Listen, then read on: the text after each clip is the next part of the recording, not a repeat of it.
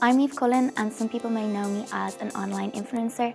I'm slightly allergic to that word, so I'd like to consider myself as an online social content creator.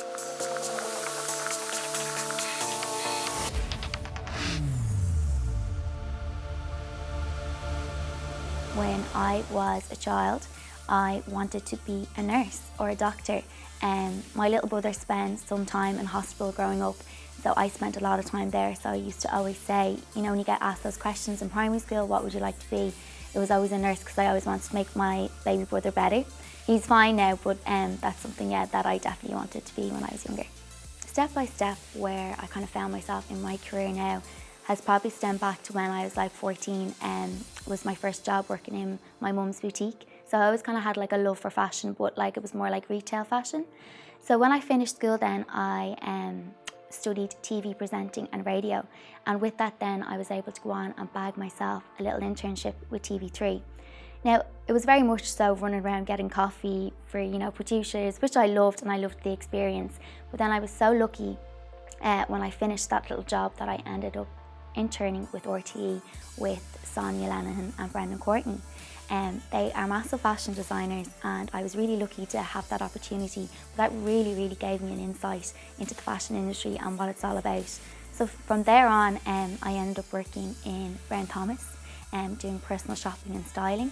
And then with that then, this is when like Instagram wasn't even really a thing then, but I would just share my outfits of the day online. I'd share some of my looks that I pull for certain customers. So really with the experience that I got from Sonia and Brendan, they gave me so much experience in styling, I was able to bring with me to the job and then also on my Instagram. So with that then, a few years went by and I started sharing. I also have such a love for fitness. So I started sharing, my little recipes, my little workouts. And then all of a sudden, my Instagram following just started growing, and people were demanding, would I share my outfits of the day more? Would I share my recipes more, my workouts more? I used to do this thing called abs before bed. So yeah, really step by step, that's kind of it in a nutshell. And here I am now, having these amazing opportunities. So yeah. Obviously my mum, she has been through a lot over the past couple of years, and one thing that she hasn't done is never given up. She has worked every day of her life with the loss of some family members.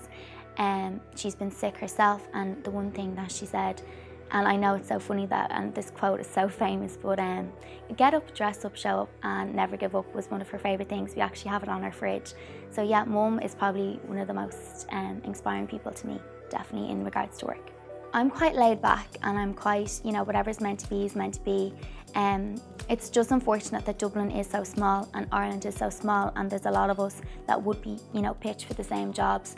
But I'd like to think I'm competitive with sport, but not competitive with in the likes for jobs and stuff. I kind of feel if it's the right job for you, you will be landed with it. But definitely in the industry at the moment, it's just so small.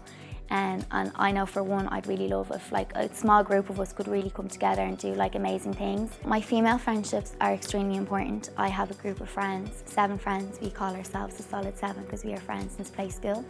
And they are my backbone, my rocks. They are the one who actually pushed me into doing this. I wasn't a fan of social media for a very long time. I actually never even had a Bebo page when Bebo was a thing. And they were the ones that really, really pushed me. But with this industry, I have been given so many amazing opportunities to meet amazing women. I have a really close friend now who actually works over in London, and I met her through an event in London. I have an amazing friend, Aideen, and we have just started a podcast recently, and with us doing that, we've actually hit 10,000 views on our Instagram page, and we only launched it last week. We have reached 21,000 views on YouTube on our first episode. So yeah, it's definitely, it's mad when you create these like organic, natural friendships, like what you can do. I think women should support women in the industry that we're in. I think people have this, I think from an outsider point of view, I think people think that we're all very much competing against each other and against each other, where really we're actually all really, really close friends. But I think if we all just supported each other and do amazing things, like just to give the example of myself and Aideen, setting up this podcast, our first episode was how to deal with a breakup. And that I know a lot of girls have been getting in touch with me saying, I really, really loved your podcast, but that was me and Aideen coming together doing that and just like talking about like relevant things that like girls are really into and advice that we could give to younger girls and older girls. So I think like if we could come together and do more like kind of relevant topics and, you know, come together and talk about mental health issues and how we feel, I think we could like really help other people as well. It's tough and it's tough going, and especially when you're putting yourself out there on social media, it takes a lot anyway.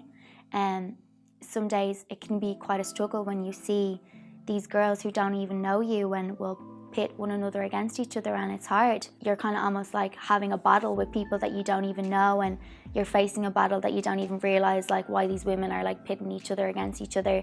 It happened very much so last year, I know, in the Dublin kind of blogging industry, and it was really, really sad. I feel like there's almost like a stigma now with influencers because of this, and because people have like pit, you know, girls against each other, which is really sad. And I just hope that, you know, it's changing now, thank God, and I hope it continues to change and it can be back to just women supporting women. I'm quite allergic to the word influencer because I'd hate to influence anybody in a bad way. Obviously, I'd like to influence someone in a good way, but I think the word influence can be, you know, taken in wrong ways sometimes, so I'd hate to influence anyone really. I like to think I'm just sharing things online. My worth ethic comes from when I was younger. As I said before, my mum worked every day in her life and she had me in a job when I was 14 years of age. So I don't know what it is not to work. I worked through school, I worked through college, I worked full time, I went off travelling, I still worked. So for me, not getting up at an hour, I get up for the gym anyway, but for me not getting up and like putting in some sort of shift now that I am so thankful to be, you know, just doing this full time. But me not getting up in the morning and not working is just, I feel like I'm not working. So it's definitely, it's self-motivation in itself really just comes from within me. So I just get up and get it done. There's obviously some days where I didn't want to come on, and there is some days I still don't want to come on. And especially there was a time where I was going through a lot with like a past relationships, breakups, and moving home, and that there were things that I didn't want to share on my social media. So I just chose not to. But in regards to getting up in the morning and some things, you know, that you just don't want to share, I just choose not to share. I've obviously had a few, you know, bad experiences in my life, but what I've done with those is I've just, you know, put them into life lessons and bring them with me into the next thing I want to do. So I wouldn't say I've had any greatest failures, but I've definitely had like massive life lessons like everyone. The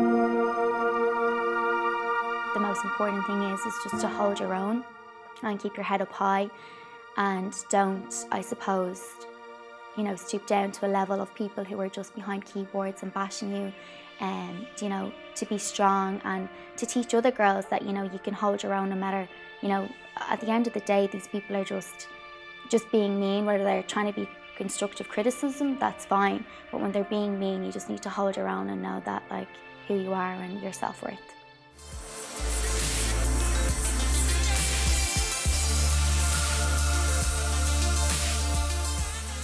Well, I hope I'm healthy and happy for sure in 5 years' time. I hope I'm still doing what I'm doing, to be honest. I found a love for creating social content online. I share a lot of things with positivity and, you know, women supporting women and fitness and healthy lifestyle. So I definitely would love to continue doing that for the next 5 years. I definitely think I'm going to get into fitness more. I found a really love for fitness, and I'm going to be doing a PT course and a Pilates instructor course. So that's something, they're my two goals that I have. So if I'm doing something along those lines in 5 years, I'll be really happy.